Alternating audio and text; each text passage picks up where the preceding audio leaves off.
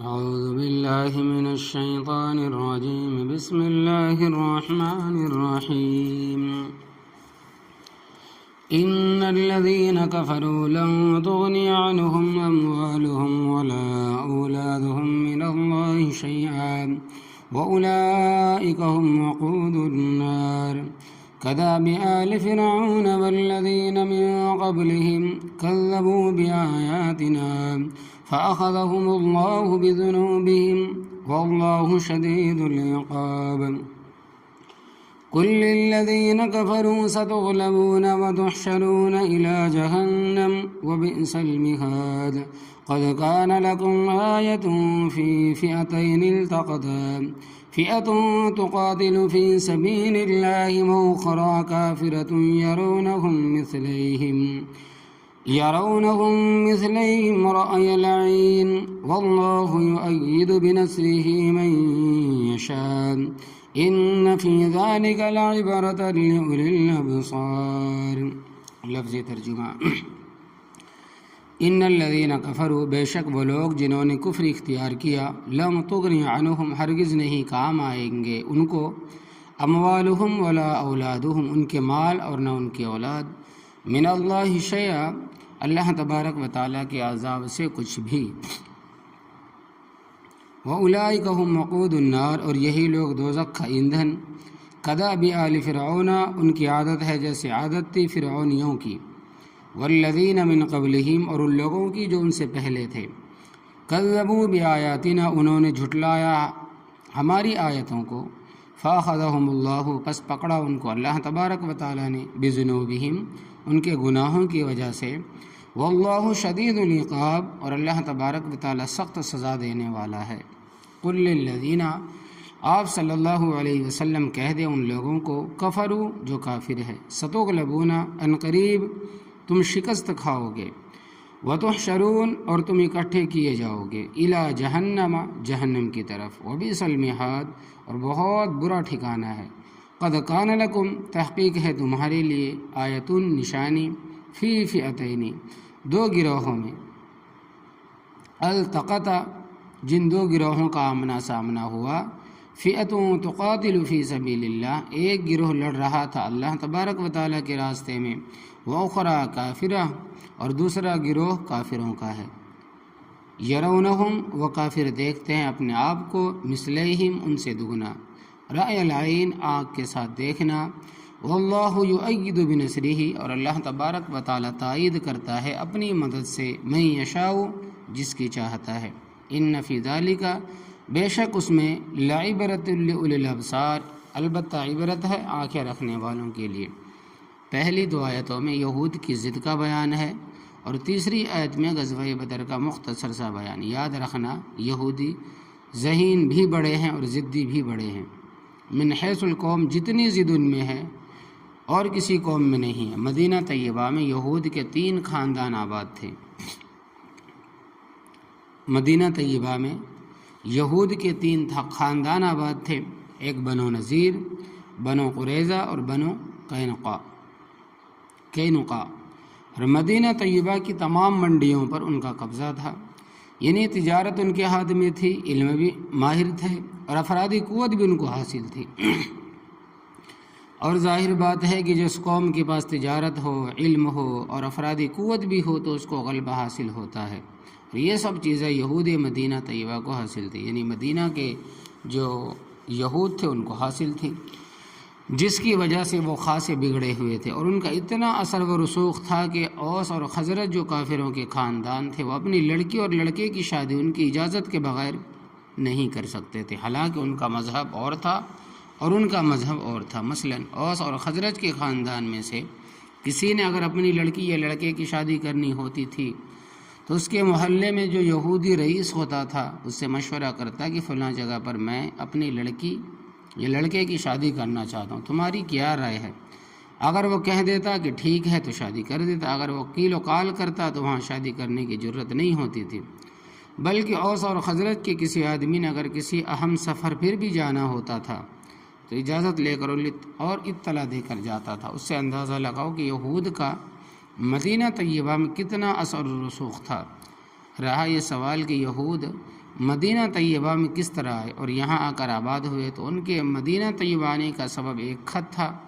جو ان کے بڑوں نے پڑھا تھا۔ اس خط کی حقیقت اس طرح ہے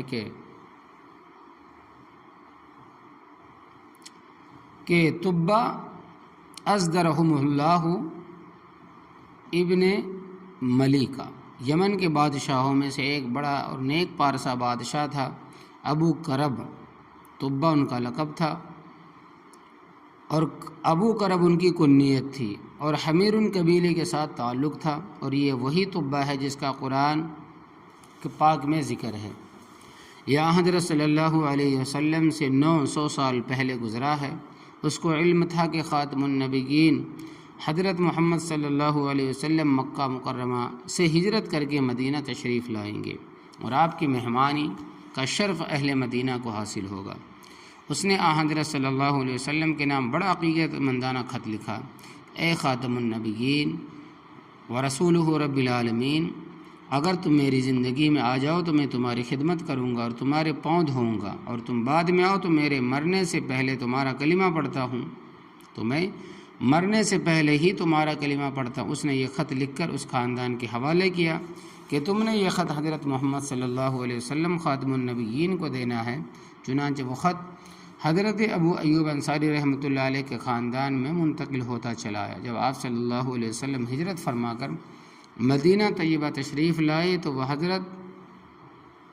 ابو ایوب انصاری رضی اللہ تعالیٰ عنہ نے آپ صلی اللہ علیہ وسلم کی خدمت میں پیش فرمایا، تو یہود کے آبا و اجداد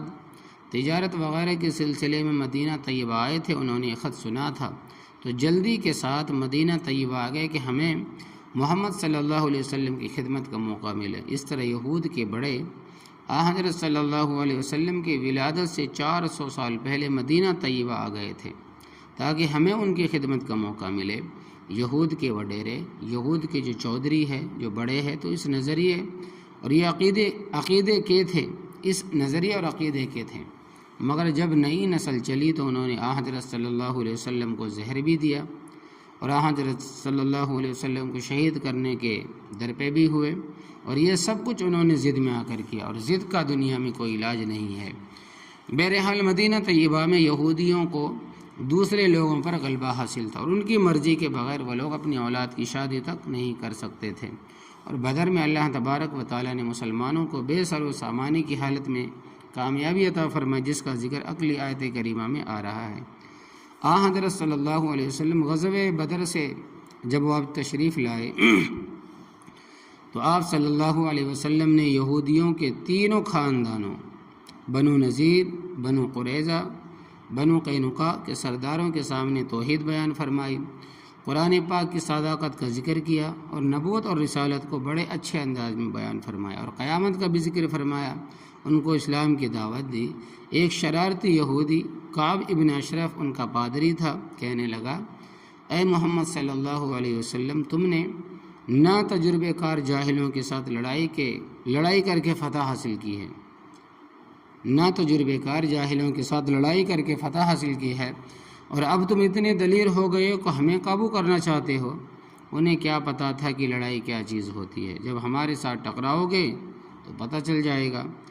حضرت صلی اللہ علیہ وسلم نے فرمایا کہ میں نے تمہیں کوئی لڑائی کی دھمکی تو نہیں دی،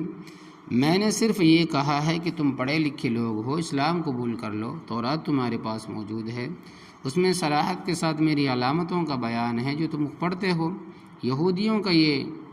کردار قابل تعجب ہے، اس واسطے کہ حضرت صلی اللہ علیہ وسلم کی دنیا میں تشریف لانے سے پہلے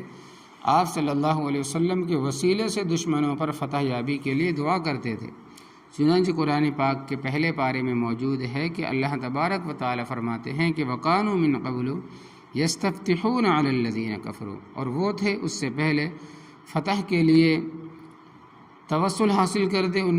لوگوں کے خلاف جو کافر ہیں۔ فَلَمَّا جَاءَهُم مَّا عَرَفُوا كَفَرُوا بِهِ، پس جب آئی ان کے پاس وہ ذات یعنی محمد الرسول اللہ صلی اللہ علیہ وسلم جس کو انہوں نے پہچان لیا تو اس کا انکار کر گئے،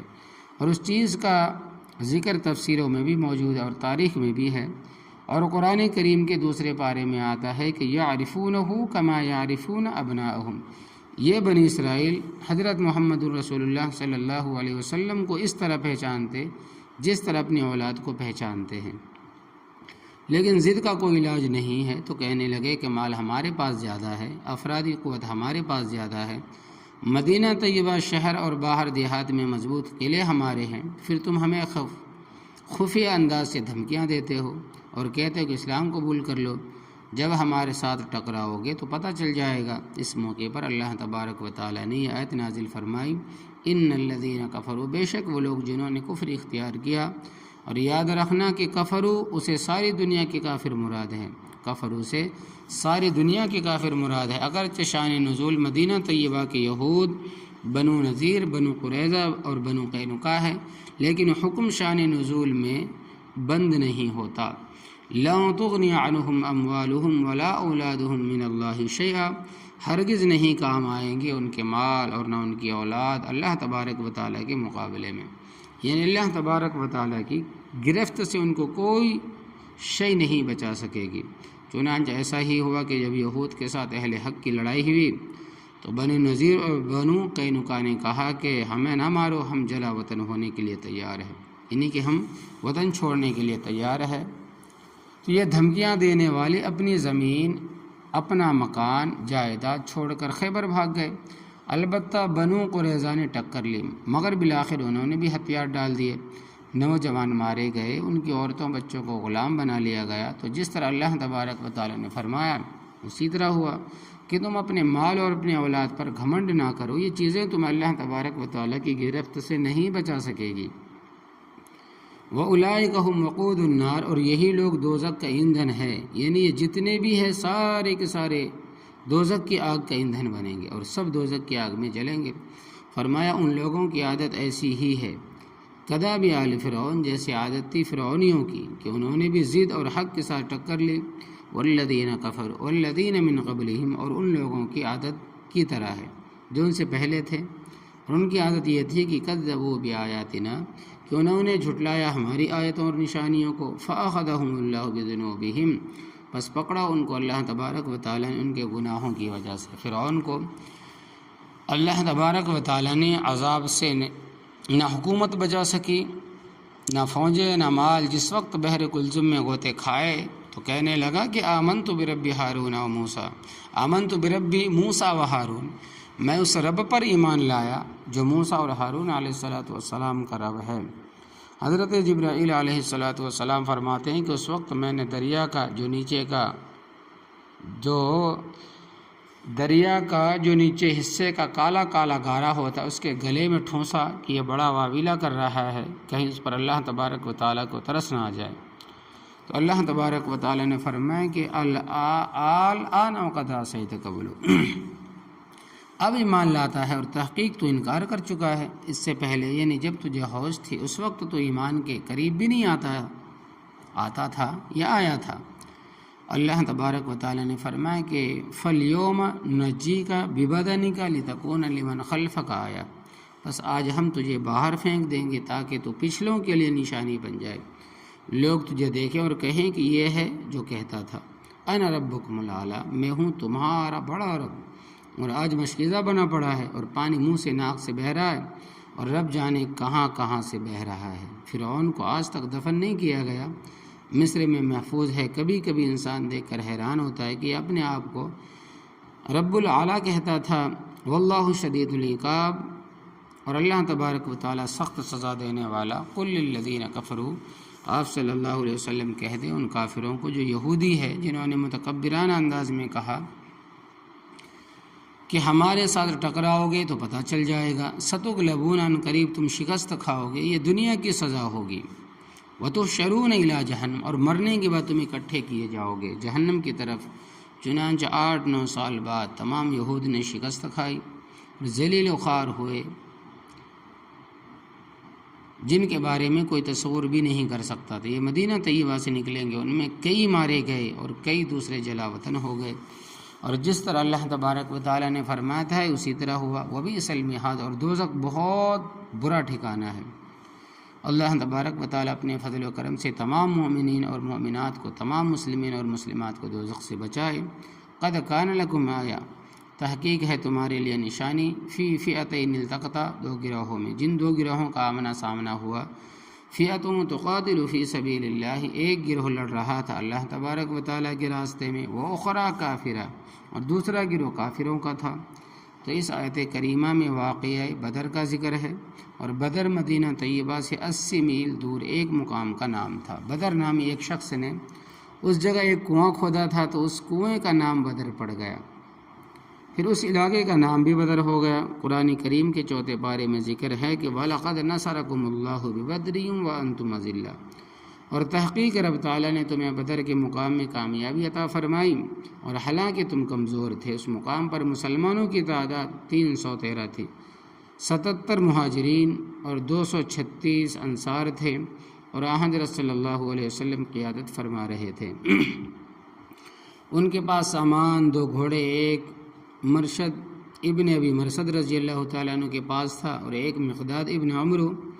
رضی اللہ تعالیٰ عنہ کے پاس تھا۔ 70 اونٹ، 6 زرہیں اور 8 تلواریں تھیں، یعنی 313 کے پاس تلواریں بھی مکمل نہ تھیں۔ اور جس وقت میں یہ مدینہ طیبہ سے چلے تھے، 10ویں پارے میں آتا ہے کہ یہود ان کا مذاق اڑاتے تھے، ایک دوسرے کو اشارہ کر کے کہتے تھے کہ دیکھ لو بھائی، یہ پہلوان بہادر، یہ جوان قریش کے ساتھ لڑنے جا رہے ہیں، ان کے سر کاٹیں گے، قیدی بنا کے لائیں گے۔ رب تعالیٰ کی قدرت کہ اس نے ان کے مذاق کو حقیقت بنا دیا۔ جب جنگ ہوئی، 70 کافر مارے گئے، 70 قیدی بنا لیے گئے، باقیوں کو بھاگتے راستہ نہ ملا، اور مسلمانوں میں سے صرف 14 آدمی شہید ہوئے، 6 مہاجرین میں سے اور 8 انصار میں سے، اور ان کی قبریں آج بھی اس مقام پر زیارت گاہ بنی ہوئی ہے۔ حضرت صلی اللہ علیہ وسلم جب ساتھیوں کے ہمراہ مدینہ طیبہ تشریف لائے تو مذاق اڑانے والے حیران رہ گئے کہ ہم کیا کہتے تھے اور یہ کیا ہو گیا۔ تو صحابہ کرام رضی اللہ عنہم اجمعین کی تعداد 313، اور مقابلے میں 1000 کا لشکر، اور ہر طرح کے کیل کانٹے سے لیس تھا، اور ابو جہل ان کی قیادت کر رہا تھا۔ یہ غزوہ ہجرت کے دوسرے سال 17 رمضان المبارک کے جمعے کے دن پیش آیا۔ حضرت صلی اللہ علیہ وسلم اور آپ صلی اللہ علیہ وسلم کے ساتھی مسافر تھے، اس واسطے جمعہ ان پر فرض نہ تھا، اور ویسے بھی بدر کوئی شہر تو تھا نہیں کہ وہاں مسلمان کی آبادی ہوتی۔ عشاء کی نماز کے بعد آپ صلی اللہ علیہ وسلم اپنے خیمے میں تشریف لے گئے، اور عاجزی اور زاری کے ساتھ دعا کی، اے پروردگار، یہ بھوکے ہیں، نوالے یہ بھوکے ہیں، تو ان کو اسپک کرنا ہے، یعنی کہ ان کو اللہ تبارک و تعالیٰ پیٹ بھرنا ہے۔ یہ پیاسے ہیں تو ان کو پانی پلانا ہے۔ یہ بے سہارا ہے، ان کا سہارا تو ہے۔ یہ بے ہتھیار ہے، ان کا ہتھیار تیری مدد ہے۔ اے میرے پروردگار، یہ میری 15 سال کی کمائی، اگر یہ ختم ہو گئے تو خالص تیری عبادت کرنے والا کوئی نہ ہوگا۔ آپ صلی اللہ علیہ وسلم سجدے میں پڑے رہے اور رو رہے ہیں، آنکھوں سے آنسو جاری ہیں۔ حضرت ابوبکر صدیق رضی اللہ تعالیٰ عنہ خیمے سے باہر تھے، انہوں نے جب آپ صلی اللہ علیہ وسلم کی عاجزی اور زاری دیکھی، خیمے میں تشریف لائے، کہنے لگے کہ حضرت بس کرو، لقد الحت،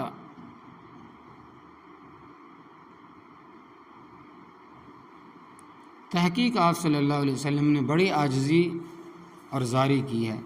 رب تعالیٰ ضرور تمہاری دعائیں سنیں گے۔